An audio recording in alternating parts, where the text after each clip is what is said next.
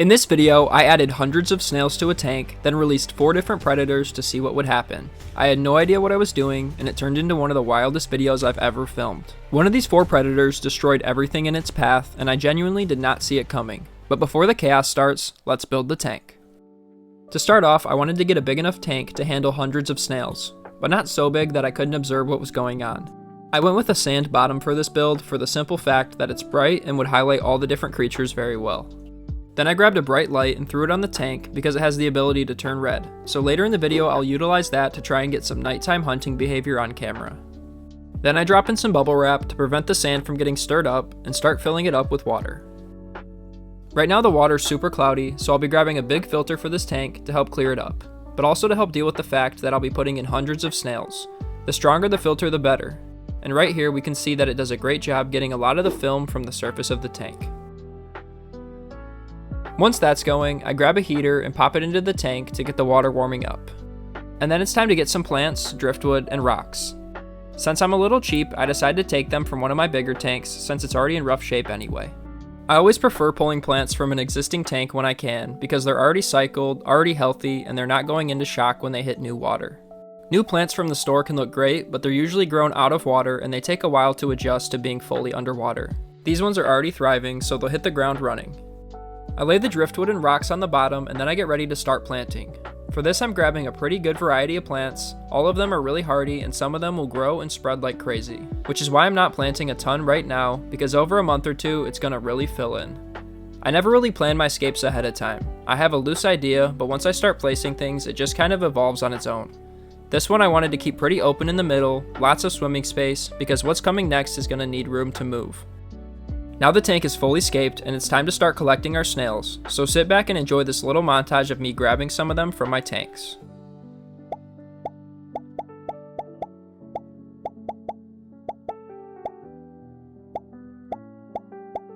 Okay, enough stalling. It's time to take a look at our snails before we dump them into this tank and they absolutely take over. As you can see, we have all kinds of different snails. Pest snails, bladder snails, pond snails, big snails, and small snails. Basically what I'm trying to say is if it's a snail, it's here, and it's going in the tank with 4 predators. And I'll be honest, I have genuinely no idea what's going to happen, but I was just as excited as you probably are right now. But I also felt bad for the snails, because even though our killers are small, they're scary and hungry. But more on that in a few minutes. Let's try and get all these guys in the tank. Okay, there we go. This is definitely the most snails I've ever seen in one tank at one time. Everywhere I looked, there was movement. It was honestly pretty mesmerizing. This is one of the bigger snails, and I think his odds of survival are one of the best. And this shot right here had to be my favorite. This is at 100 times sped up, and it looks insane. But unfortunately, this snail habitat was about to meet its first predator.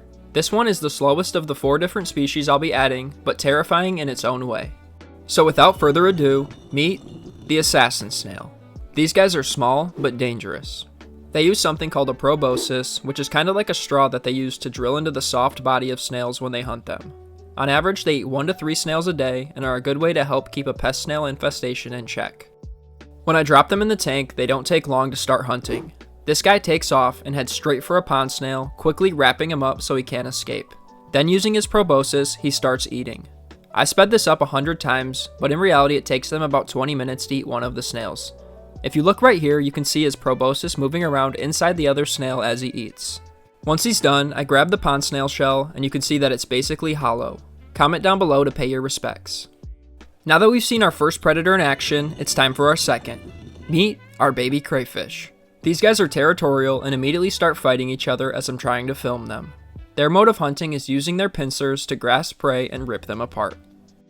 If that scared you, just imagine how the snails feel, because right now I'm dropping them in. They start to look around and explore, checking out some of the snails, but I think they mainly hunt at night, so I don't expect to get too much hunting footage until I turn the lights off in a couple of minutes. But just about as soon as I say that, the crayfish decide to prove me wrong. They both spot a snail who's out of his shell and vulnerable. He tries retreating as one of the crayfish move in, and it works for a second, but then the other moves in and gets a little pinch. Thankfully for the snail though, he escapes with his life as the crayfish move on. Speaking of moving on, it's time to introduce our third predator, and arguably the scariest of all. Meet the hellgrammite. These guys are the larval stage of a Dobson fly, a terrifying flying nightmare. They use their powerful mandibles to seize and crush their victims, and can even deliver a painful bite to human fingers. Their strategy is pure aggression. Clamp on and don't let go. The whole time I was filming this, I kept feeling like bugs were crawling on me, and I was honestly too scared to take my eyes off of the tank because I thought they might escape. Safe to say, these things freaked me out. So I can't even imagine how the snails feel being in the same tank with them. They started exploring and looking around, but it didn't seem like they really cared about the snails, so I wanted to see if turning off the lights did anything.